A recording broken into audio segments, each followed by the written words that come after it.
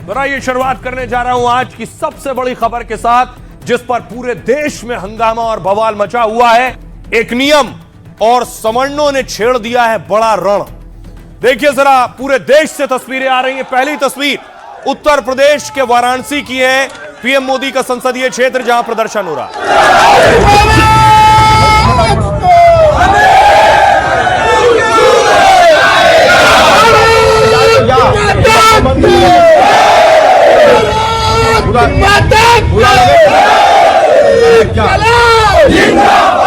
अब तक तो सहते बहुत रहे, अब और न सहा कुछ जाता है। ऐसे यूजीसी काला कानून को हमने बहुत पैरों से कुचला है। इसलिए शपथ खाकर कहता हूँ, बाबा विश्वनाथ की नगरी में 27 में तो भगाएंगे ही भगाएंगे, 29 में भी लोकसभा से भगा देंगे। निसवर्णों को हल्के में ना लो। परिवार के साथ अत्याचार होगा, हम लोग सहेंगे? कैसे सह लेंगे भाई? ये कहाँ की बात है? ये काला कानून वापस हो, हम लोग खुल कर विरोध करेंगे, यही फांसी लगाएंगे। समाज जो है सहेगा नहीं अत्याचार। अब देखिए जरा, दूसरी तरफ करनी सेना भी सड़कों पर निकल आई है। करनी सेना ने भी कपड़े उतार कर प्रदर्शन किया।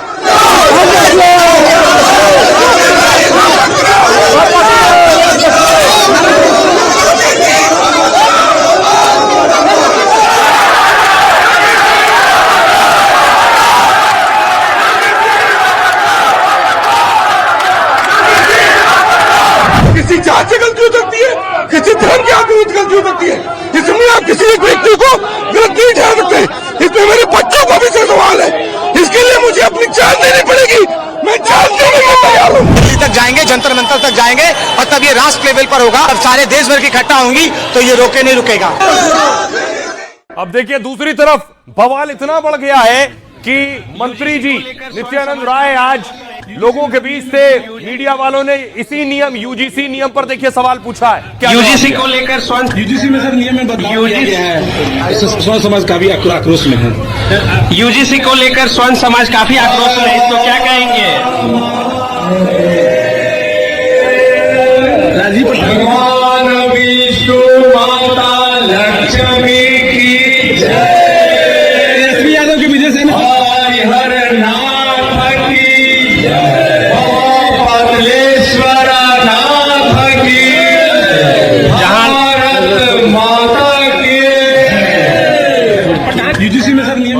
मंत्री जी ऐसा फंस गए कि सवाल यूजीसी नियम पर पूछा गया और उन्होंने हर हर महादेव का नारा लगा दिया।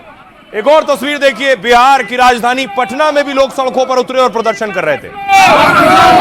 काला धान वापस लो, यूजीसी वापस लो, काला धान वापस लो, यूजीसी वापस लो। न सिर्फ बिहार, आपको लिए चलता हूं मध्य प्रदेश, भोपाल की तस्वीर आप देख रहे हैं। भोपाल में भी लोग सड़कों पर उतरे इस नियम के खिलाफ। यूजीसी वापस लो, काला कानून वापस लो, यूजीसी वापस लो, यूजीसी वापस लो, काला कानून वापस लो। तो देश के हर शहर में लगभग इस तरह का प्रदर्शन हुआ। देखिए जरा, उत्तर प्रदेश के अलग अलग शहरों में तस्वीर गोरखपुर की देख रहे हैं आप।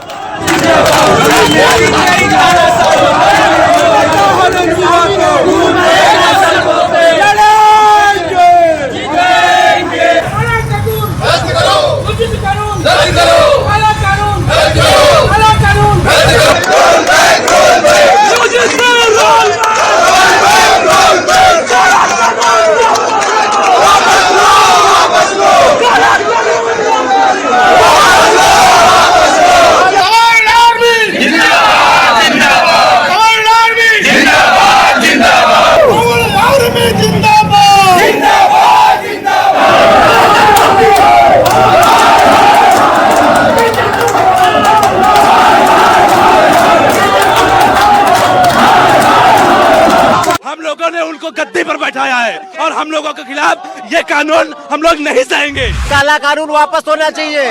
विश्वासघात हो रहा है, इससे स्थिति संभल नहीं पाएगी देश में।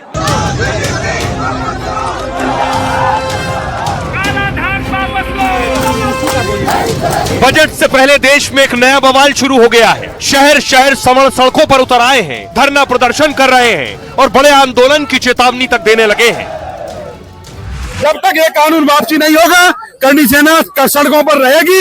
अभी हम दिल्ली में जाएंगे और रेल भी जाम करेंगे, रोड तक का जाम करेंगे। अगड़े बनाम पिछड़े की इस लड़ाई की वजह है नया नियम। उसमें आखिर ऐसा क्या है जिससे सवर्ण आग बबूला है और सड़क से संसद तक बड़े घमासान का ऐलान कर रहे हैं। और आइए अब आपको बताऊं सीधी सरल भाषा में, ये जितना बवाल हो रहा है, ये बवाल सच्चा है, झूठा है, सही है, गलत है, यूजीसी का नियम क्या है और किस नियम के सरकार के लिए मायने क्या है, और दूसरी तरफ विरोध किस बात का है और किस बात का है, इस पर भी बात करेंगे। सबसे पहले देखिए, यूजीसी का पहला नियम है, शिक्षण संस्थानों में भेदभाव रोकने के लिए नए नियम बनाए गए। जातिगत भेदभाव की परिभाषा का दायरा बढ़ा दिया गया, यानी पहले सिर्फ SC ST होता था, अब जातियों का दायरा बढ़ा दिया गया जिनके खिलाफ विरोध हो। जाति, धर्म, नस्ल, लिंग, जन्म स्थान या विकलांगता संबंधी अनुचित या पक्षपाती व्यवहार को जातिगत भेदभाव माना जाएगा। यह एक नियम का हिस्सा है। विरोध इस पर किस बात का है? डर और विरोध यह कि जातीय भेदभाव की परिभाषा और दायरा इतना बढ़ा दिया है कि छोटी छोटी बात या बहस भी हो गई तो भेदभाव का उसे नाम दे दिया जाएगा। दावा इससे झूठी शिकायतों का खतरा भी बढ़ सकता है। नियम भेदभाव रोकने के बजाय नया विवाद और बवाल पैदा कर सकते हैं। अगला नियम, जाति आधारित भेदभाव की नई परिभाषा तय की गई, जिसमें ST, SC, OBC को ही जातीय भेदभाव का पीड़ित माना जाएगा। इस पर डर यह है, सवर्णों को पीड़ित नहीं, सिर्फ आरोपी माना जा सकता है। यानी बड़ी बात यह, पहले सिर्फ SC ST अगर ये कहें कि उनके साथ भेदभाव हो रहा है तो उसे भेदभाव माना जाता था। अब SC ST के साथ OBC भी जोड़ दिया गया है तो भेदभाव जिनके साथ हो रहा है उसका दायरा और बढ़ गया है। यह डर है कि इससे होगा क्या कि सवर्ण स्वाभाविक अपराधी की तरह ही हमेशा देखे जाएंगे।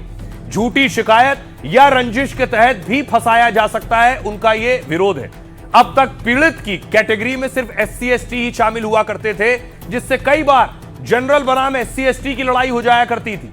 लेकिन अब क्या होगा? जनरल बनाम SC ST OBC की जंग हो सकती है। OBC में मुस्लिम जातियों को भी शामिल किया जाता है। उच्च शिक्षा में SC ST और OBC की हिस्सेदारी सोचिए 62% है, यानी 62% वर्ग में कोई भी सवर्णों की शिकायत कर सकता है और सवर्णों के खिलाफ भेदभाव होगा तो फिर क्या होगा? अब यह है डर। यूजीसी का एक और नियम, झूठी शिकायत पर सजा का कोई प्रावधान नहीं।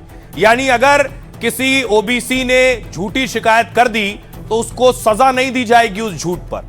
झूठी शिकायत पर पहले क्या था? जुर्माना या सस्पेंड करने का नियम था, लेकिन नियम बदलने, फर्जी या झूठी शिकायत की आशंका और बढ़ गई है। नियम बदले जाने से सवर्णों को लगता है कि उन्हें बेवजह फंसाया जा सकता है, झूठी शिकायत कर उनकी पढ़ाई को टारगेट किया जा सकता है। उन्हें डर है पूरा करियर बर्बाद हो जाएगा।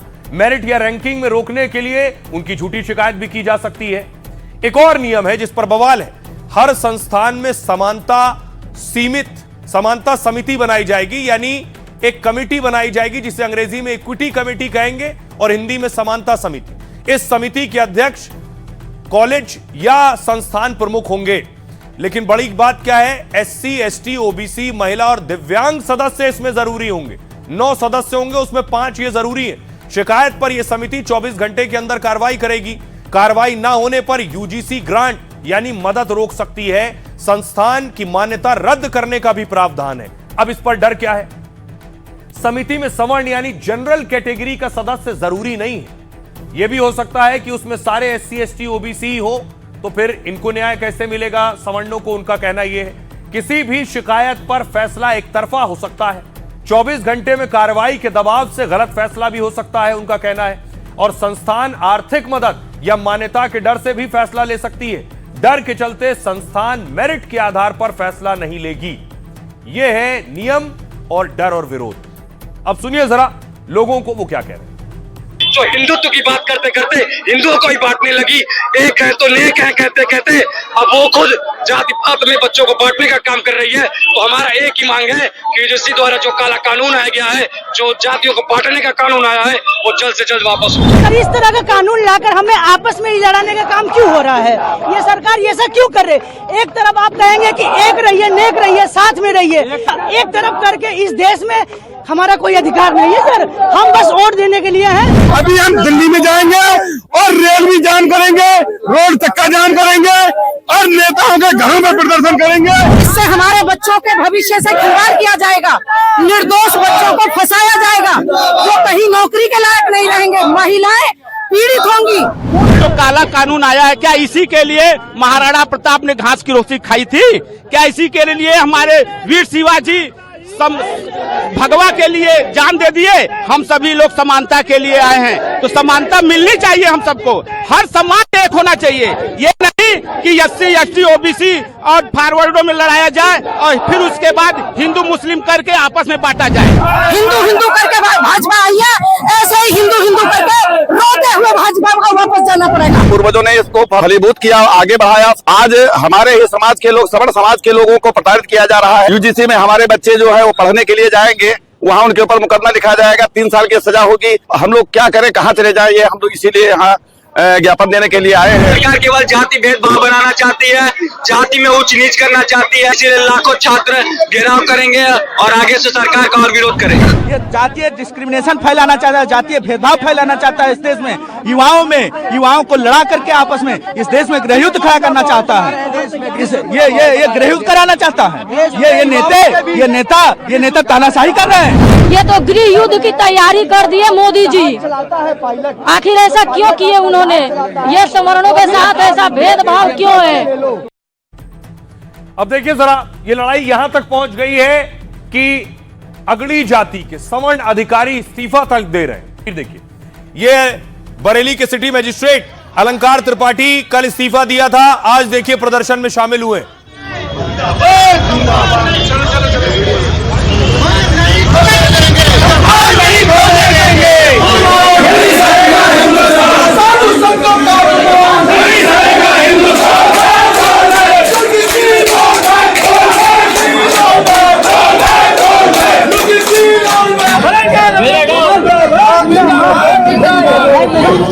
अब इसके बाद देखिए, सिटी मजिस्ट्रेट ने कल इस्तीफा दिया, फिर रात को सारा सामान घर का निकल गया। उनके घर से सामान लाद लिया गया है, घर छोड़ दिया है, गाड़ी छोड़ दी है। ऐसा महसूस होता है कि जिन लोगों को लगता था कि ये उनका जन्म से अधिकार है कि हम कमजोर वर्गों के बच्चों को जो है डिस्क्रिमिनेशन करेंगे, उनको थोड़ी दिक्कत हो रही है, बाकी किसी को हो नहीं रही। गाइडलाइन में ऐसा कुछ है नहीं, मैंने पढ़ा है। उद्देश्य में जो है आर्थिक रूप से कमजोर वर्गों को जोड़ा गया है, तो इसका मतलब ये है कि EWS वाले बच्चों को भी इसमें ऐड किया गया, तो वो सारे सामान्य जाति के हैं। किसी को उत्पीड़न होने नहीं दिया जाए, कोई भेदभाव नहीं होगा, कोई डिस्क्रिमिनेशन के नाम पे किसी को भी मिसयूज करने का अधिकार नहीं रहेगा। इसमें यूजीसी हो, भारत सरकार हो या राज्य सरकार हो, इसकी दायित्व रहेगी।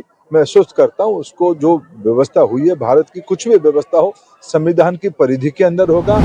विरोध सबका है, पर सरकार तो स्पष्ट करे वो किस रूप में इसको लाना चाहती है। मैं बहुत स्पष्ट कर दूं, सरकार एक मुद्दे से ध्यान हटाने के लिए दूसरा खराब मुद्दा लाती है, कंपटीशन है, दूसरे खराब से तीसरे खराब मुद्दे पे जाती है।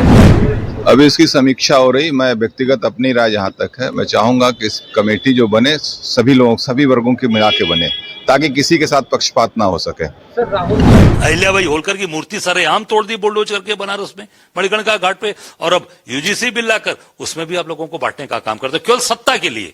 सत्ता में कैसे बने रहेंगे, इस पे काम ये कर रहे हैं, पर जनता समझ चुकी है। अब देखा भी, अलंकार अग्निहोत्री ने इस्तीफा दिया।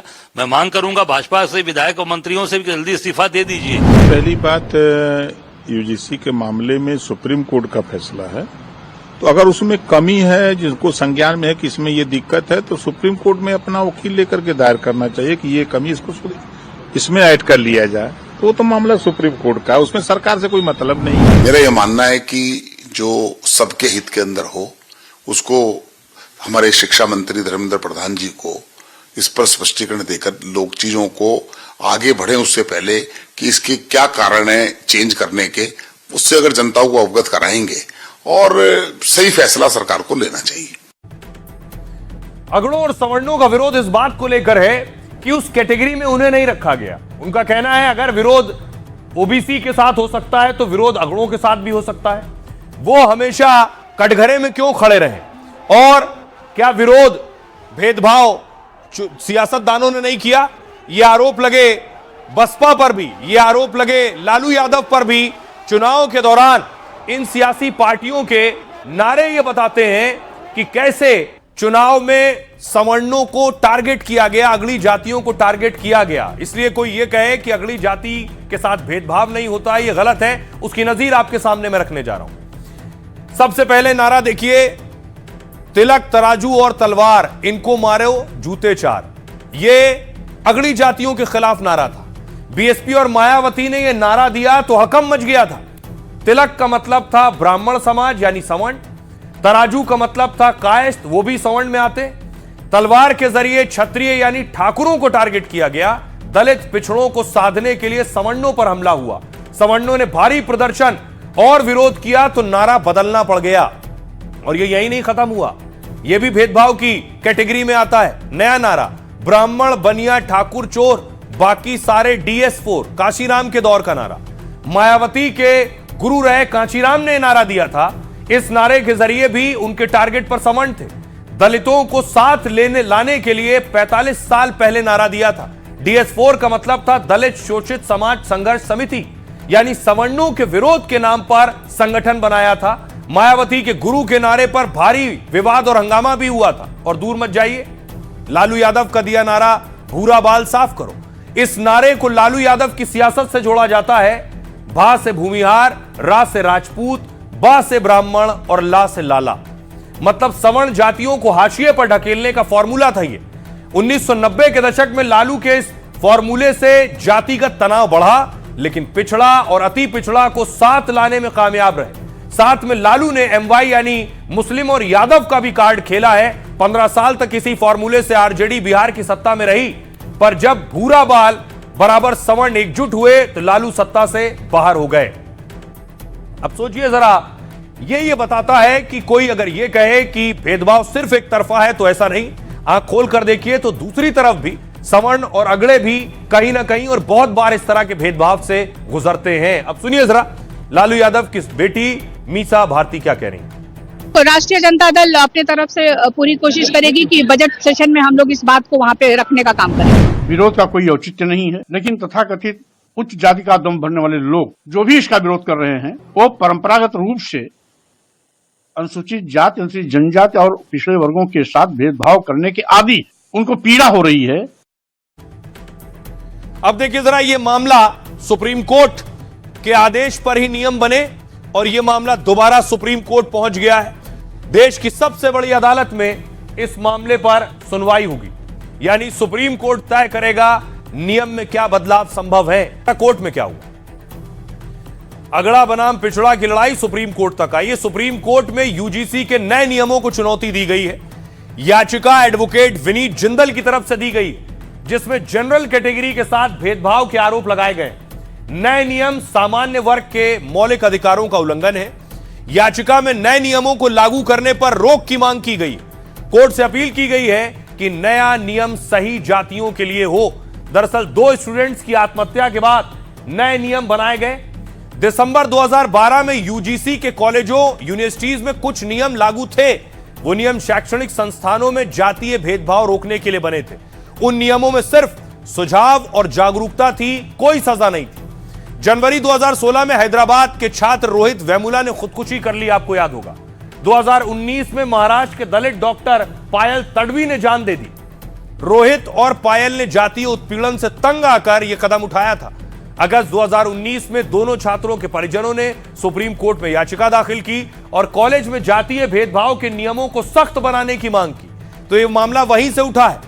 जनवरी 2025 में सुप्रीम कोर्ट ने यूजीसी को नए नियम बनाने के निर्देश दिए। यूजीसी ने पुराने नियमों में बदलाव किए और जनवरी में नए नियम जारी कर दिए। उसी पर यह हंगामा है।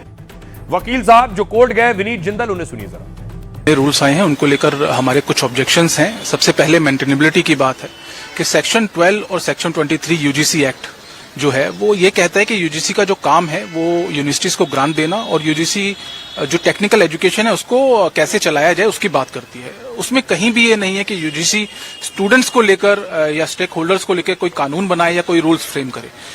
एक सबसे पहले मेंटेनेबिलिटी का। दूसरी बात यह है कि जो रेगुलेशंस बनाए गए हैं उसमें सेक्शन 3C जो है उसमें कास्ट बायसनेस जो है वो दिखती है। जब हमने रूल्स पढ़े तो उसके अंदर जो 3B और 3E है उसके अंदर सभी जो स्टेक होल्डर्स हैं सभी स्टूडेंट्स जो हैं उनकी बात वहां कर दी गई थी। एक अलग से सेक्शन प्रोविजन लाना जो कि SC ST और OBCs की बात करता है, जर्नल कैटेगरी को उसमें एक्सक्लूड कर दिया गया, तो कहीं ना कहीं उसमें बायसनेस दिखती है। ये दो जो है मुद्दे मेन जो मुद्दे है वो ये है। ये कहा जा रहा है यूजीसी बायस्ड है, इसलिए यूजीसी के बाहर भी आज प्रदर्शन हुआ। ये आप यूजीसी की बिल्डिंग देख रहे हैं जहां बैरिकेडिंग की गई थी, वहां आज कुछ प्रदर्शनकारी भी पहुंच गए।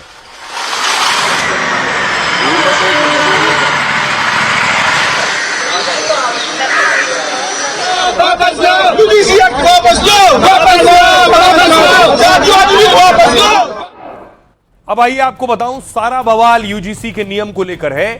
तो ये यूजीसी है क्या, ये भला क्या है, ये भी देखिए जरा। यूजीसी क्या है? यूजीसी का मतलब और ताकत देश के 5 करोड़ छात्र जानते हैं जो अलग अलग कॉलेज और यूनिवर्सिटी में पढ़ते हैं। यूजीसी का मतलब है विश्वविद्यालय अनुदान आयोग, मतलब ऐसी संस्था जो कॉलेज और यूनिवर्सिटी को मान्यता देती है। ये जितनी मान्यता कॉलेज यूनिवर्सिटी को मिलती है वो यूजीसी देती है। यूनिवर्सिटी ग्रांट कमीशन देश के सभी कॉलेज यूनिवर्सिटी के लिए नियम यही संस्था बनाती है। संस्थानों को सरकारी मदद यूजीसी की मंजूरी से ही संभव होती है। संस्थान कहां और कितना विस्तार करेगा यह भी यूजीसी देखती है। जब लगता है कि संस्थान नियम तोड़ रहा है तो मान्यता भी रद्द कर सकती है। मतलब देश में उच्च शिक्षा का पूरा कंट्रोल यूजीसी के हाथ में होता है। शिक्षा के क्षेत्र की सबसे बड़ी संस्था 70 साल पहले 1956 में बनी। इसका मुख्यालय दिल्ली में है और इसका बजट 5000 करोड़ रुपए। फिलहाल यूजीसी के अध्यक्ष विनीत जोशी हैं जो चर्चा में हैं और इसकी वजह है संस्थानों में समानता के लिए नया नियम, जिसके विरोध में शहर शहर हंगामा और प्रदर्शन हो रहा है। सवर्ण सेना ने यूजीसी को 15 दिन का अल्टीमेटम दिया है और कहा है अगर नया नियम वापस नहीं हुआ तो बड़ा आंदोलन होगा। सुनिए जरा संत क्या कह रहे हैं इस पर और सियासतदान क्या कह रहे हैं। हिंदू धर्म को आपस में लड़ाने का उपक्रम है। ऐसा कानून ले आओ जिसमें हिंदू एक जाति दूसरी जाति के साथ ताल ठोंक के खड़ी हो जाए, एक दूसरे को नीचा दिखाए और आपस में लड़के मर जाए। हिंदू धर्म को समाप्त करने का षड्यंत्र है ये सब। ये वो सरकार कर रही है जो अपने आप को हिंदू सरकार कहती है। नए नियमावली को वापस कर लीजिए या मुझे इच्छा मृत्यु की अनुमति प्रदान कर दीजिए। मैं 40 दिन तक इंतजार करूंगा माननीय प्रधानमंत्री नरेंद्र मोदी जी का।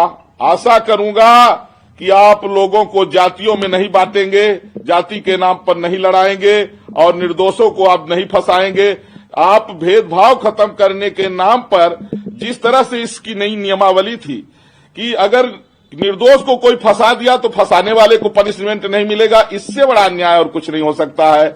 मोदी जी कृपा करके इसको वापस ले लीजिए, नहीं तो मुझे मरने के लिए अनुमति प्रदान करें। देखिए यूजीसी एक बड़ा गंभीर विषय है, इसलिए मैं इसको अध्ययन कर रहा हूं। जो कुछ भी बोलूंगा बहुत सोच समझ करके बोलना है क्योंकि ये समाज से जुड़ा हुआ मुद्दा है। और आइए खबरों में आगे बढ़ते हैं। आज की एक और बड़ी खबर है। अब आपको लिए चलता हूं प्रयागराज में क्या हो रहा है। शंकराचार्य की जो लड़ाई थी वो ब्राह्मण बनाम ठाकुर पर आकर रुक गई।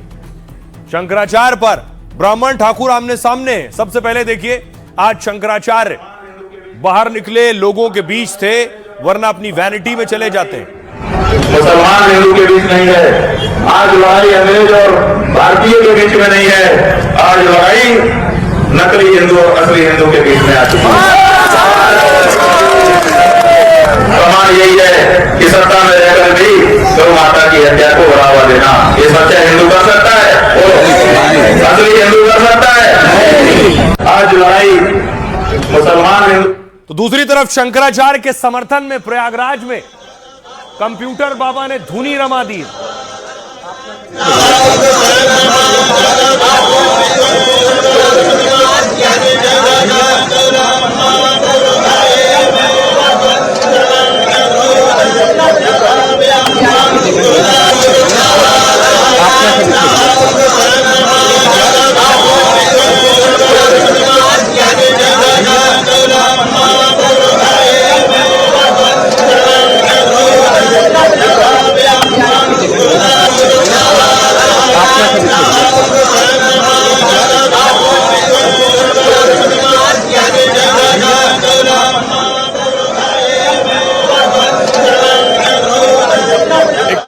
प्रयागराज में हो रहा था, दूसरी तरफ देखिए एमपी के जबलपुर में कांग्रेस शंकराचार्य के हक में प्रदर्शन कर रही थी। शंकराचार्य स्वामी अलगी चौक से लॉर्डगंज चौराहे तक मशाल जुलूस निकाला जा रहा है।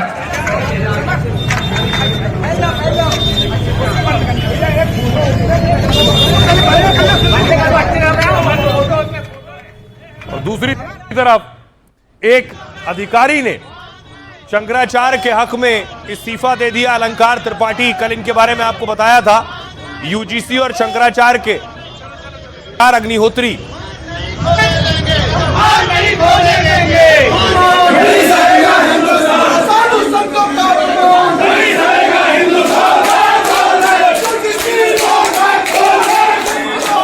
ये तस्वीर आप देख रहे हैं, अलंकार त्रिपाठी, अलंकार अग्निहोत्री प्रदर्शन में पहुंचे थे। सिटी मजिस्ट्रेट है ये। अग्निहोत्री साहब ने इस्तीफा दे दिया है और इस्तीफा देने के बाद अग्निहोत्री को फोन लगाया शंकराचार्य ने और अग्निहोत्री की तारीफ की। कैसे हैं आप? हम लोगों के मन में दो तरह की प्रतिक्रिया आपके समाचार सुनने से हो रही है। एक तो दुख हो रहा है कि कितनी लगन से आपने पढ़ाई लिखाई की होगी, तब जाकर के इस पद पर आप आए होंगे, आज एक झटके में आपका पद चला गया। लेकिन दूसरी तरफ आपने जिस तरह से सनातन धर्म के प्रति, सनातन धर्म के प्रतीकों के प्रति अपनी गहन निष्ठा का प्रदर्शन किया है, उससे पूरा सनातनी समाज आह्लादित है और आपका खूब खूब अभिनंदन करता है। जो पद सरकार ने आपको दिया था, उससे बड़ा धर्म के क्षेत्र का पद हम आपको देने के लिए प्रस्ताव करते हैं। जी जी जी जी जी अग्निहोत्री जी, नारायण नारायण जी, नारायण कैसे हैं आप? तो आपने देखा अलंकार अग्निहोत्री ने, जो ब्राह्मण समाज से आते हैं, उन्होंने इस्तीफा दिया शंकराचार्य के हक में। तो दूसरी तरफ प्रशांत सिंह ने योगी आदित्यनाथ के हक में, ये जीएसटी कमिश्नर है, सर ने योगी के हक में इस्तीफा दे दिया।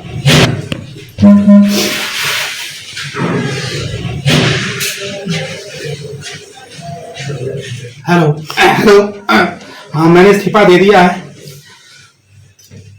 हाँ मुझे बर्दाश्त नहीं हुआ, मुझे बर्दाश्त नहीं हुआ। हाँ मुझे बर्दाश्त नहीं हुआ, मुझे बर्दाश्त नहीं हुआ।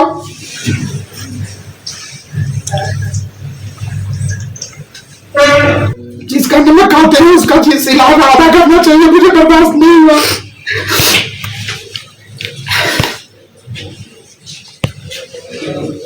सॉरी। शंकराचार्य की धर्म वाली लड़ाई क्या अब जाति पर आ गई है?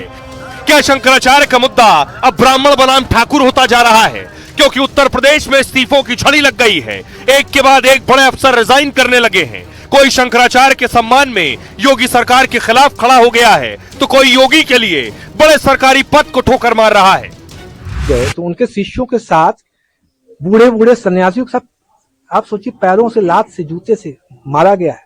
आप क्या चाहते हैं? ब्राह्मणों का नरसंहार कराना चाहते हैं? मेरे माननीय मुख्यमंत्री पर, माननीय प्रधानमंत्री पे यदि कोई अनर्गल टिप्पणी करे तो मैं चुप हो जाऊं। एक संवेदनशील व्यक्ति हूं, संवैधानिक दायरे में रहते हुए विरोध करूंगा। जाति की लड़ाई के चर्चे इसलिए हैं क्योंकि शंकराचार्य के लिए इस्तीफा देने वाले अफसर ब्राह्मण हैं, तो शंकराचार्य के योगी पर दिए बयान के खिलाफ इस्तीफा देने वाले अफसर ठाकुर हैं। मतलब पंडित अधिकारी ने योगी के खिलाफ हुंकार भरी, तो ठाकुर अधिकारी योगी के साथ खड़े हो गए। अब आइए देखिए जरा, शंकराचार्य और योगी के हक में एक लड़ाई शुरू हो गई। पहले ये वाली सुलझी नहीं थी, दूसरी वाली आ गई। पहला इस्तीफा कल बरेली के सिटी मजिस्ट्रेट ने दिया था। अलंकार अग्निहोत्री ने शंकराचार्य के समर्थन में पद छोड़ा, सरकार पर ब्राह्मणों के नरसंहार की साजिश का आरोप लगाया। इस बीच अफसरों पर खुद को बंधक बनाने का आरोप लगाया। अपशब्द कहने के आरोप में डीएम दफ्तर में धरना भी दिया। अलंकार अग्निहोत्री बोले, मुझे 45 मिनट तक बंधक बनाया गया।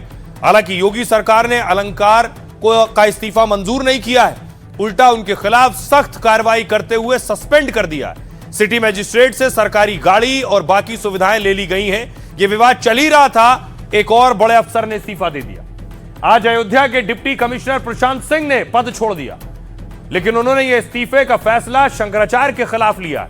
कहा शंकराचार्य ने सीएम योगी के खिलाफ अभद्र टिप्पणी की है। जिस प्रदेश का नमक खाता हूं, सैलरी मिलती है, मैं उनका पक्षधर हूं। योगी चुने हुए मुख्यमंत्री हैं और मैं उनका अपमान बर्दाश्त नहीं करूंगा। मेरा राजकीय धर्म है, मैं वेतन भोगी रोबोट जैसे काम नहीं कर सकता हूं। वो 2023 से अयोध्या में राज्य कर विभाग में डिप्टी कमिश्नर थे। प्रशांत सिंह के इस्तीफे को शंकराचार्य ने चापलूसी बताया है। बड़ा दिलचस्प है कि इन्होंने अलंकार ने इस्तीफा दिया तो शंकराचार्य ने कहा बढ़िया काम किया है। इधर डिप्टी कमिश्नर साहब ने इस्तीफा दिया तो शंकराचार्य कह रहे हैं चापलूसी कर रहा है। कहा ये अफसर चापलूसी कर रहा है, योगी इस्तीफा स्वीकार करके दिखाए। सिटी मजिस्ट्रेट के इस्तीफे को काटने के लिए उन्होंने बैठक की होगी, इसके बाद ही सोची समझी साजिश के तहत चापलूसी कर इस्तीफा दिया, यह शंकराचार्य का कहना है। अब सुनिए जरा इस्तीफा देने वाले अधिकारी क्या कह रहे हैं और सियासतदान क्या कह रहे हैं। होता लखनऊ से एक कॉल आया, सीएम साहब उठकर बगल वाले बाथरूम में चले गए। बगल वाले बाथरूम में वो स्पीकर फोन पे थे। उधर से आवाज आई कि ये पंडित पागल हो गया है, इस को रात भर अपने आवास में बंधक बना के रखा। संवैधानिक तंत्र विफल हो चुका है। मैं चाहता हूं भारत के माननीय प्रधानमंत्री, मुझसे निवेदन है भारत के जो गृह मंत्री अमित शाह जी और भारत की माननीय राष्ट्रपति महोदया से, यहाँ गवर्नर मैम से रिपोर्ट लेके जल्दी यहाँ पे संवैधानिक तंत्र विफल हो चुका है, यहाँ पे जल्द से जल्द राष्ट्रपति शासन लगाए। कैद किया था ना कुछ किया था, वो खाली चर्चा में बने रहने के लिए इस तरह के बयान दे रहे हैं। डीएम काहे को कैद करेगा उनको? वो झूठ बोल रहे हैं। नौकरी करके कमा लिए होंगे, पैसा हो जाने के बाद अब नेतागिरी करने के चक्कर में पड़े होंगे और कोई बात नहीं। मैंने सरकार के समर्थन में, माननीय मुख्यमंत्री जी के समर्थन में, माननीय प्रधानमंत्री जी के समर्थन में, माननीय गृह मंत्री जी के समर्थन में, इस राष्ट्र के संविधान के समर्थन में, इस राष्ट्र के लोकतंत्र के समर्थन में अपना इस्तीफा दिया है और कर्मचारी नियमावली आचरण के दायरे में रहते हुए। किसी की चोटी खींचकर आप मारोगे, किसी का गिरवा वस्त्र फाड़ दोगे, अगर उसका कोई समर्थन करता है कोई भी अधिकारी या कोई भी नेता, इसका मतलब कि उस सरकार के नाकामियों को छिपाने के लिए और सरकार के जो गलत काम है उसको छिपाने के लिए उसका समर्थन करता है, उसके साथ खड़ा है। चुटिया खींचना, गिरवा वस्त्र फाड़ना, जूते से मारना, इसका मतलब है कि सरकार जो अति कर रही है उसका लोग समर्थन कर रहे हैं। अधिकारी को इस बात से कोई मतलब नहीं होना चाहिए। अगर अधिकारी नाटक कर रहा है, चाहे वो अग्निहोत्री जी हों चाहे ये हों, दोनों का मतलब ये है कि इन लोगों की जांच होनी चाहिए कि ये क्यों इसमें अपने को लिप्त कर रहे हैं। ये हमेशा विवादित रहे। ये शंकराचार्य, जो कथित शंकराचार्य जी हैं, ये हमेशा विवादित रहे हैं और इस चीज को हमें तो लगता है ये प्रायोजित मामला है, ये विपक्ष का प्रायोजित मामला है। अब देखिए, पहली बार बीजेपी की बड़ी नेत्री उमा भारती ने कुछ कहा है। उमा भारती ने यूपी की पुलिस पर सवाल उठाया है, पुलिस प्रशासन पर सवाल उठाया है कि पुलिस ने जो किया वो गलत किया है। दूसरी तरफ देखिए, अगली तस्वीर आपको दिखाऊं, फलाहारी बाबा ने खून से चिट्ठी लिखी है। पहले उन्होंने पिन लगाकर खून निकाला और उसके बाद खून से चिट्ठी लिख रहे हैं और ये चिट्ठी शंकराचार्य के हक में लिख रहे हैं।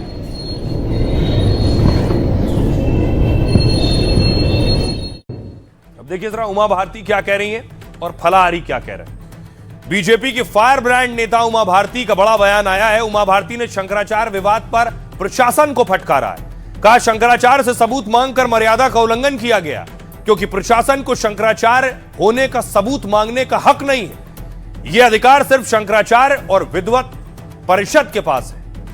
ऐसे में प्रशासनिक अफसरों ने मर्यादा और अधिकारों की हद पार कर दी है। हालांकि उन्होंने जल्द ही इस विवाद का समाधान निकालने को कहा स्वामी जी और यूपी सरकार में सकारात्मक समाधान निकलेगा। शंकराचार्य के समर्थन को उमा का योगी विरोधी कदम माना जा रहा था, जिस पर उमा भारती ने कहा योगी विरोधी खुश फहमी ना पालें। मेरा बयान योगी विरोधी नहीं है, मैं उनके लिए सम्मान इसलिए रखती हूं, किंतु मैं इस बात पर कायम हूं कि प्रशासन कानून व्यवस्था बनाए, लेकिन किसी के शंकराचार्य होने का सबूत मांगना मर्यादा ना लांघे। उधर विवाद सुलझाने के लिए सीएम को खून से खत लिखा गया है। श्री कृष्ण जन्मभूमि केस के याचिकाकर्ता दिनेश फलारी बाबा ने पत्र लिखा है। कहा विमुक्तेश्वरानंद को सम्मान के साथ गंगा स्नान कराया जाए। साथ ही मांग की है कि अफसरों को माफी मांगने के लिए आदेश दिए जाएं। सुनिए जरा शंकराचार्य क्या कह रहे हैं और फलारी बाबा क्या कह रहे हैं। उमा भारती जी देश की उस पंक्ति की नेता हैं जो सच्चाई के लिए जानी जाती हैं। जब उनसे गंगा मंत्रालय में उनको मंत्री बनाया गया और गंगा जी का काम नहीं कर पा रही थी तो उन्होंने मंत्रालय छोड़ दिया। बिना किसी पद के वो इस समय रह रही हैं। इसलिए उमा भारती बहुत हृदय से बोलती हैं। उन्होंने अगर हृदय से कोई बात कही है तो उसका तात्पर्य है, लेकिन आदित्यनाथ समझने को तैयार नहीं है। हमने अपने हिंदुओं के गौरव माननीय मुख्यमंत्री योगी जी को अपने खून से पत्र लगाए और मांग की है कि माघ मेला में शंकराचार्य जी का जो अपमान हुआ है, तो आप अधिकारियों को निर्देशित करें। अधिकारी उनको माफी मांगकर सम्मान सहित स्नान कराएंगे, क्योंकि गंगा स्नान से रोकने पर गौ हत्या का पाप लगता है। तो आप भी विद्वान संत हैं, आप इस पूरे प्रकरण को समाप्त करने के लिए यदि गंगा स्नान के लिए अधिकारियों को निर्देशित करेंगे तो शंकराचार्य भगवान उन अधिकारियों को माफ कर देंगे। अब देखिए जरा, इस पर सियासत भी खूब हो रही है। आज खुद शंकराचार्य पहुंचे। देखिए लिखा है मुलायम सिंह स्मृति सेवा। मुलायम सिंह का शिविर लगा था, वहीं पहुंचे आज शंकराचार्य।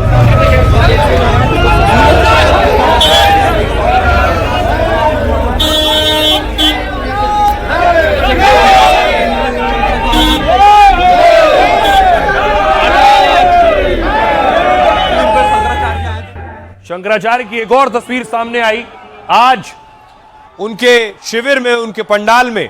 देखिए किसान यूनियन के लोग पहुंचे।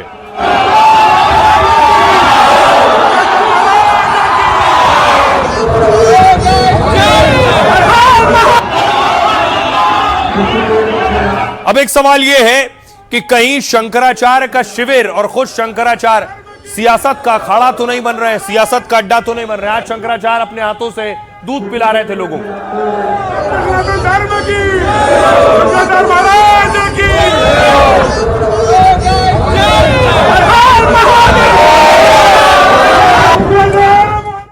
अब देखिए जरा, इस पर सियासत भी खूब हो रही है, क्योंकि सियासतदानों को पता है ये बिल्कुल सही वक्त है और सही मुद्दा है कि सरकार और योगी को वो घेर सकते हैं। जियाउर रहमान बर्क सभा सांसद कह रहे हैं अभी तक मुस्लिम और उनके धर्मगुरुओं से ज्यादती हो रही थी, लेकिन अब हिंदुओं के शंकराचार्य के साथ भी ऐसी घटना हो रही है। ये अफसोसजनक है। धर्मगुरुओं का सम्मान होना चाहिए, उनका किसी भी तरह से अपमान नहीं किया जाना चाहिए। प्रवीण तोगड़िया कह रहे हैं शंकराचार्य और योगी आदित्यनाथ दोनों ही पूजनीय हैं, भाइयों में तकरार हो जाती है फिर सब ठीक हो जाता है। इमरान मसूद कह रहे हैं मैं शंकराचार्य के अपमान और शिष्यों की पिटाई से आहत हूं। लगातार अपमान ही बीजेपी की तथाकथित धर्मनिष्ठा की हद है। आज शंकराचार्य होने का सबूत मांग रहे हैं, कल किसी और से मांगेंगे। परमहंस महाराज कह रहे हैं अभिमुक्तेश्वरानंद पर रासुका यानी राष्ट्रीय सुरक्षा कानून NSA लगाओ। अभिमुक्तेश्वरानंद और सतुआ बाबा ने माघ मेले को बदनाम कर दिया है, दोनों को माघ मेले में आने से पूरी तरह प्रतिबंध लगा देना चाहिए।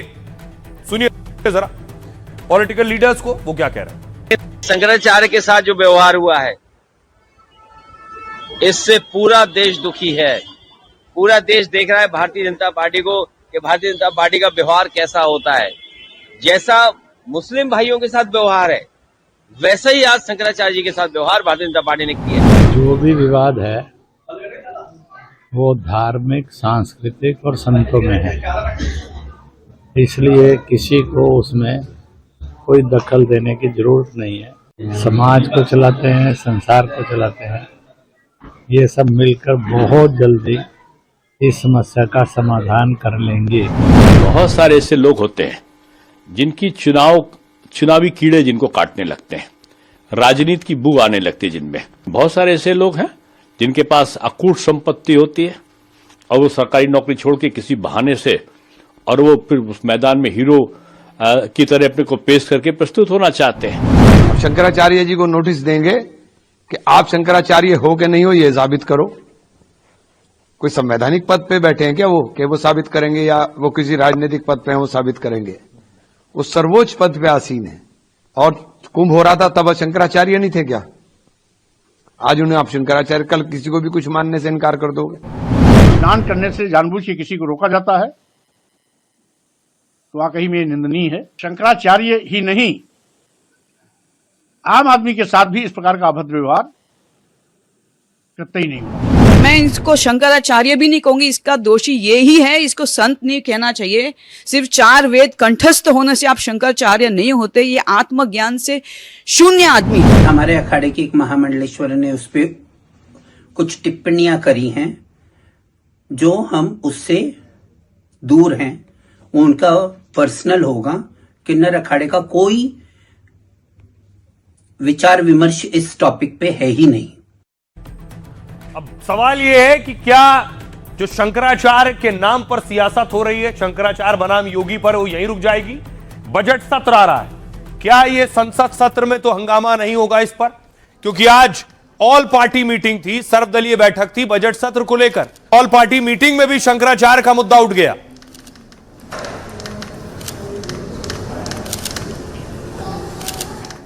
ऑल पार्टी मीटिंग हो रही थी, संसद तक शंकराचार्य का मुद्दा गूंजने वाला है। अब सवाल ये, इसकी आहट आज देश को दिल्ली में सुनाई दी, क्योंकि सर्वदलीय बैठक में शंकराचार्य का मुद्दा उठा।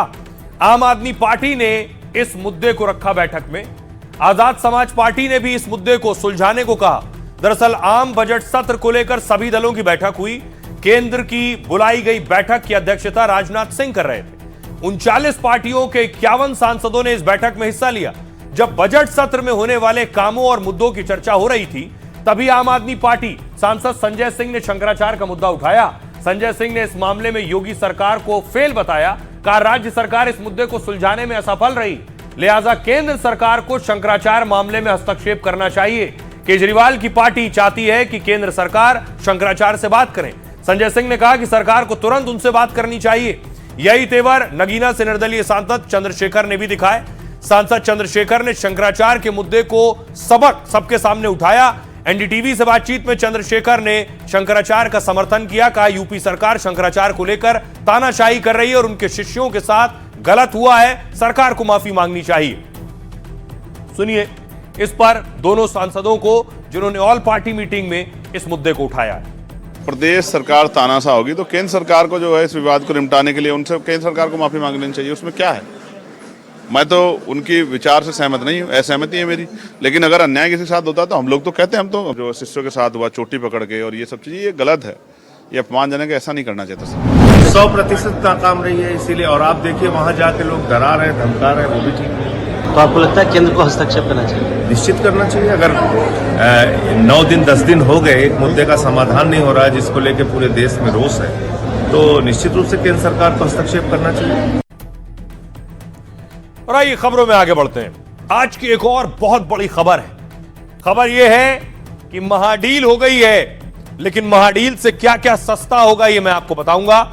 कल मैंने तस्वीर आपको दिखाई थी कि प्रधानमंत्री नरेंद्र मोदी और जो 26 जनवरी के चीफ गेस्ट थे, यूरोपियन यूनियन के प्रेसिडेंट थे, वो इन्हीं के साथ भारत की डील हुई है। यानी इंडिया और यूरोपियन यूनियन के बीच ये डील हुई है। 27 देश जो यूरोप के हैं उनके दरमियान ये डील है। अगली तस्वीर देखिए। जब डील हुई उससे पहले की तस्वीर, प्रधानमंत्री नरेंद्र मोदी, यूरोपीय यूनियन के प्रेसिडेंट और यूरोपीय काउंसिल की प्रेसिडेंट एक साथ थे इस मुलाकात में।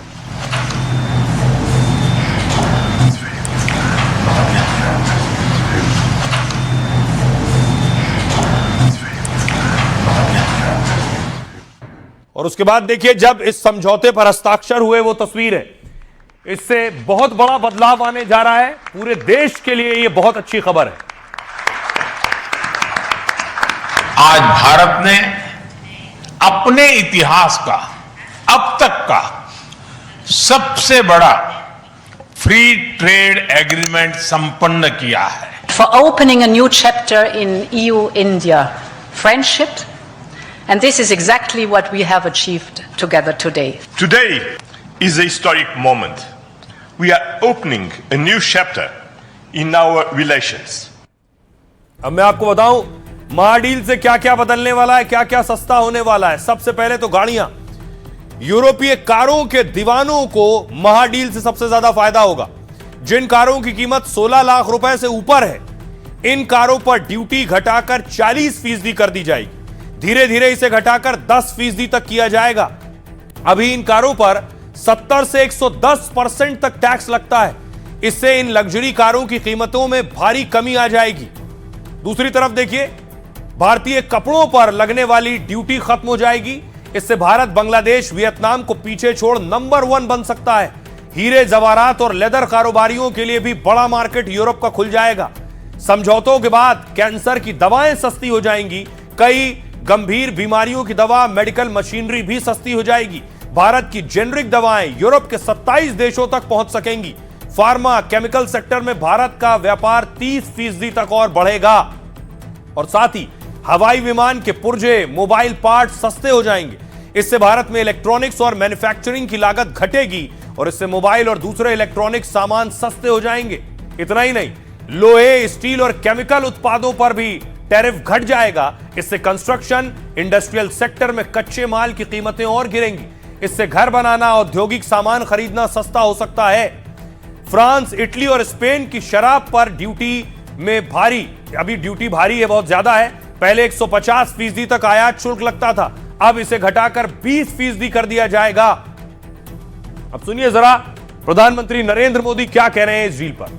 आज भारत ने अपने इतिहास का अब तक का सबसे बड़ा फ्री ट्रेड एग्रीमेंट संपन्न किया है। आज 27 तारीख है। ये सुखद संयोग है कि आज ही के दिन यूरोपियन यूनियन के 27 देशों के साथ भारत ये एफटीए कर रहा है। यह एक ऐतिहासिक समझौता हमारे किसानों, हमारे छोटे उद्योगों, इसके यूरोपियन मार्केट तक पहुंच आसान बनाएगा, मैन्युफैक्चरिंग में नए अवसर पैदा करेगा और हमारे सर्विसेज सेक्टर के बीच सहयोग को और प्रबल करेगा। और अगर आप गाड़ियों के शौकीन हैं तो आपके लिए ये और अच्छी खबर है। विदेशी गाड़ियां जो बहुत महंगी आती हैं, उनके दाम बहुत तेजी से कम होने और गिरने वाले हैं। ये वो गाड़ियां हैं जो 50 लाख, 60 लाख, 1 करोड़, 2 करोड़ तक हैं। इनके दाम 50% से ज्यादा कम हो जाएंगे।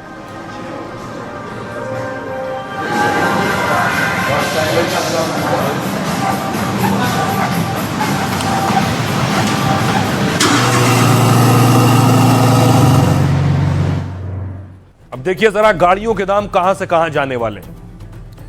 भारत दुनिया का तीसरा सबसे बड़ा कार मार्केट है। अमेरिका, चीन के बाद सबसे ज्यादा कारें भारत में ही बिकती हैं। हर साल यहां करीब 44 लाख कारें बिकती हैं। 2030 तक यह संख्या 60 लाख तक पहुंच सकती है। और इस डील के बाद भारत में यूरोपीय कारें सस्ती हो जाएंगी। सबसे पहले देखिए BMW सीरीज 3, इसकी कीमत है 60 से 75 लाख रुपए के बीच और इसकी नई कीमत हो जाएगी 45 से 55 लाख तक, यानी 15 से 20 लाख रुपए तक की बचत हो सकती है। अगली गाड़ी है मर्सिडीज बेंज सी क्लास। इसकी शुरुआती कीमत है 60 से 70 लाख। भारत में इसकी नई कीमत होगी 40 से 50 लाख, मतलब 20 लाख रुपए की बचत होगी। ऑडी A4, A6 सबसे ज्यादा खरीदे जाने वाली लग्जरी कार ऑडी है और इस जर्मन कार की शुरुआती कीमत 45 से 70 लाख रुपए है। नई कीमत 35 से 40 लाख के बीच हो सकती है, मतलब 10 से 30 लाख रुपए तक बचत हो सकती है। यह गाड़ी है BMW X1, X3। BMW की इस सीरीज की कारों की कीमतें कम होंगी। इस सीरीज वाली कारों की कीमत 50 से 80 लाख के बीच होती है। नई कीमत 35 से 60 लाख रुपए तक हो सकती है और इस सीरीज की कार पर 15 से 20 लाख रुपए की बचत हो सकती है। मर्सिडीज GLC, GLA, मर्सिडीज के इस मॉडल की कारों की कीमत 65 से 90 लाख रुपए। अब यह कीमत घटकर 45 से 65 लाख रुपए के बीच आ सकती है और इन कारों के खरीदार को 20 से 25 लाख रुपए की बचत हो सकती है। वॉल्वो SC60 और XC90, इस यूरोपीय कार की कीमत 70 लाख से लेकर 1 करोड़ 20 लाख रुपए तक है। नई कीमत घटकर 50 से 80 लाख रुपए हो सकती है और इन लग्जरी कारों पर 20 से 40 लाख रुपए की बचत हो सकती है। पोर्शे की इन कारों की कीमत 90 लाख से 2 करोड़ रुपए तक है और नई कीमत 60 लाख से 1 करोड़ 30 लाख तक हो सकती है, मतलब इन कारों पर भी 30 से 70 लाख रुपए तक की बचत होगी। जगुआर, F-Pace, लैंड रोवर, अभी जगुआर और लैंड रोवर की कारों की कीमत बहुत ज्यादा है। इन कारों को के जो खरीदार हैं, लाखों रुपए की उनकी बचत होने वाली है। ये एक बहुत बड़ी क्रांति होगी। सुनिए जरा यूरोपियन यूनियन के प्रतिनिधि क्या कह रहे हैं। for opening a new chapter. 2 सप्ताह पहले भारत ने मकर संक्रांति मनाई। यह उत्तरायण की शुरुआत है। इसका मतलब है अंधेरे से रोशनी की ओर, स्थिरता से विकास की ओर। यूरोपीय यूनियन और भारत की दोस्ती की नई शुरुआत का यही सही समय है। हमने मदर ऑफ डील्स कर ली है। Thank you, dear Prime Minister. मैं यूरोपीय परिषद का अध्यक्ष हूं, लेकिन साथ ही मैं एक ओवरसीज इंडियन सिटीजन भी हूं। इसलिए जैसा आप समझ सकते हैं, मेरे लिए इसका एक खास भावनात्मक मतलब है। मुझे अपनी गोवा से जुड़ी पहचान पर बहुत गर्व है, जहां से मेरे पिता का परिवार आया है। यूरोप और भारत के बीच का रिश्ता मेरे लिए सिर्फ आधिकारिक नहीं, बल्कि निजी भी है। Is a historic moment. अब इस बीच सवाल यह है, इसे कहा जा रहा है मदर ऑफ ऑल डील्स, यानी जितने समझौते हुए उन सब की मां है ये समझौता। इतना बड़ा समझौता है, इसके मायने क्या है जरा ये देखिए। मायने ये आपके सामने है। ये जो देशों के बीच यानी भारत और यूरोप के 27 देश मिला लीजिए तो उनकी जीडीपी 20% है, विश्व व्यापार 25% और जनसंख्या भारत और यूरोपीय देश की मिलाकर 25%। भारत और यूरोपीय यूनियन डील को मदर ऑफ ऑल डील्स कहा जा रहा है। दुनिया की 20% जीडीपी इस डील से प्रभावित होगी। यह डील विश्व व्यापार से 25% से सीधा इस पर असर होगा। दुनिया की आबादी 25% हिस्सा भारत यूरोप के इन्हीं देशों में, मतलब 2 अरब से ज्यादा लोगों पर इस डील का असर होगा। यूरोपीय संघ यूरोप के 27 देशों का एक संगठन है जो साझा नियमों के तहत सदस्य देशों के बीच व्यापार, स्वतंत्र आवाजाही और शांति को बढ़ावा देता है। यूरोपीय संघ की एक साझा मुद्रा यूरो है और इसमें जर्मनी, फ्रांस, ब्रिटेन, इटली और स्पेन शामिल है। इतने बड़े पैमाने पर 2 से ज्यादा देशों में कभी ऐसा समझौता नहीं हुआ, इसलिए इसे मदर ऑफ ऑल डील्स कहा जा रहा है। भारत को यूरोप के 27 देशों में अपना सामान भेजना आसान हो जाएगा। वहां पहले भारतीय सामानों पर बहुत अधिक टैक्स लगता था, अब भारतीय कपड़े, चमड़े, दवाओं का बड़ा मार्केट मिलेगा। समझौते के बाद कई टैक्स खत्म हो जाएंगे, कुछ कम हो जाएंगे। भारत के 99% सामान यूरोप में बिना टैक्स या कम टैक्स के बिकेंगे।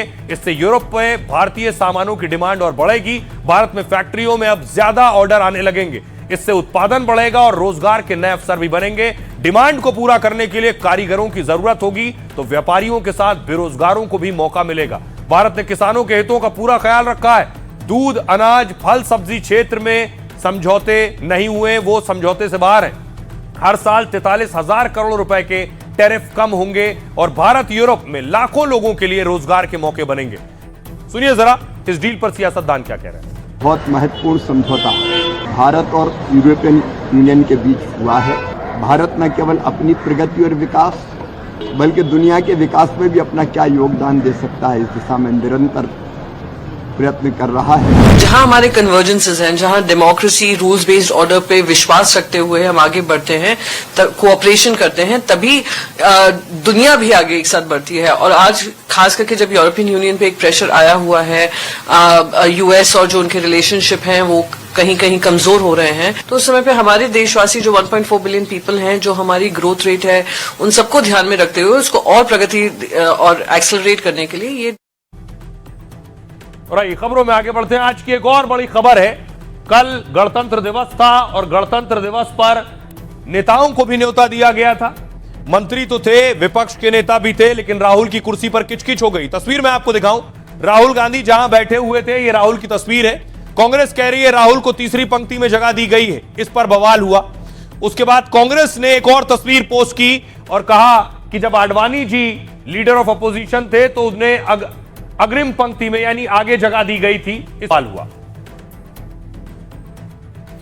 अब देखिए जरा, एक ये तस्वीर आपके सामने है जिसमें राहुल आपको नजर आ रहे हैं, पीछे तीसरे नंबर पर बैठे तीसरी पंक्ति में, और इधर फर्स्ट रो में आडवाणी जी। गणतंत्र दिवस समारोह में राहुल की सीट तीसरी पंक्ति में थी। कांग्रेस के अध्यक्ष मल्लिकार्जुन खड़गे भी उनके बगल में बैठे थे। बैठने की इस व्यवस्था पर कांग्रेस सवाल उठा रही है। पार्टी का आरोप यह है कि प्रोटोकॉल का उल्लंघन किया गया है। कांग्रेस के नेता मणिकम टैगोर ने 2014 की यह तस्वीर साझा की, तब आडवाणी जी केंद्रीय मंत्रियों और सोनिया गांधी के साथ आगे बैठे थे। रणदीप सुरजेवाला ने भी कहा यह सरकार को निराशा को दिखाता है सरकार की। बीजेपी ने राहुल की सीट पर कांग्रेस के आरोपों पर पलटवार किया। बीजेपी ने कहा राहुल को तीसरी पंक्ति में बैठने की चिंता नहीं है, बल्कि राहुल गांधी इस बात से ध्यान भटकाने की कोशिश कर रहे हैं कि जब देश ब्रह्मोस के जश्न में था तब वो अपने फोन पर व्यस्त थे। हालांकि केंद्र ने आरोपों पर औपचारिक रूप से कोई जवाब नहीं दिया है, लेकिन ऐसे समारोह में व्यवस्था राष्ट्रपति सचिवालय करता है, जो वरीयता क्रम लिस्ट के अनुसार सख्ती से तय की जाती है। विपक्ष के नेता वरीयता क्रम में 7वें स्थान पर आते हैं। उनका नंबर राष्ट्रपति, उपराष्ट्रपति, प्रधानमंत्री, राज्यपालों, पूर्व राष्ट्रपतियों, उप प्रधानमंत्री, मुख्य न्यायाधीश, लोकसभा अध्यक्ष, कैबिनेट मंत्रियों, मुख्यमंत्रियों और पूर्व प्रधानमंत्रियों के बाद आता है। तो यह है विवाद जिस पर सरकार ने जवाब दिया और प्रोटोकॉल भी मैंने आपको बताया। आज की एक और बड़ी खबर है, कैसे सोना चांदी लगातार रफ्तार से आगे बढ़ रहा है। सोना और चांदी दोनों ने रफ्तार पकड़ रखी है, जो कम होने का नाम नहीं ले रही। ये तस्वीरें आप देख रहे हैं सोने और चांदी की। आइए अब आपको बताऊं कि आखिर इस बवाल के पीछे वजह क्या है, क्या वजह है कि इनकी रफ्तार रुक नहीं रही। दरअसल सोने चांदी के दाम आज अब तक के सबसे ऊपरी स्तर पर पहुंच गए। 10 ग्राम 24 कैरेट सोने के भाव 4,717 रुपए की बढ़ोतरी हुई। इसमें 10 ग्राम सोने की कीमत में आज 1,59,000 रुपए पर पहुंच गया है। वहीं 1 किलो चांदी की कीमत में 24,802 रुपए की बढ़ोतरी हुई है। 1 किलो चांदी की कीमत 3,42,507 रुपए पर आ गई है। इस साल सिर्फ 27 दिनों में चांदी 1,12,000 रुपए महंगी हो चुकी है। आइए, तो यह वजह बताई जा रही है कि लगातार जो टैरिफ बढ़ने की खबरें आ रही थी, उसको लेकर भी यह सोने चांदी पर असर डाल रहा है। अब बारी है लाइफ का फंडा की। खास आपको बताऊं लाइफ का फंडा में, दरअसल लाइफ के फंडे में हम बात करेंगे आज अनुशासन की।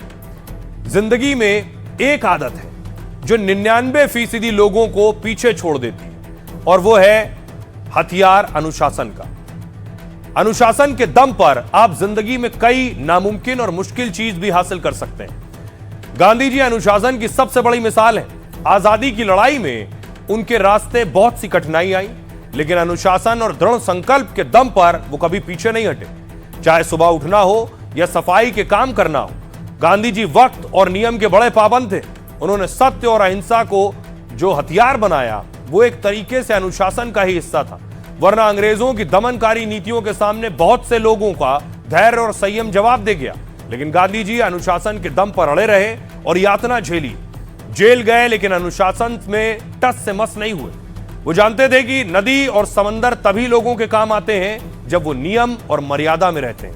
नदी अनुशासन तोड़ती है तो बाढ़ आ जाती है, और समंदर अनुशासन तोड़ता है तो सुनामी आती है।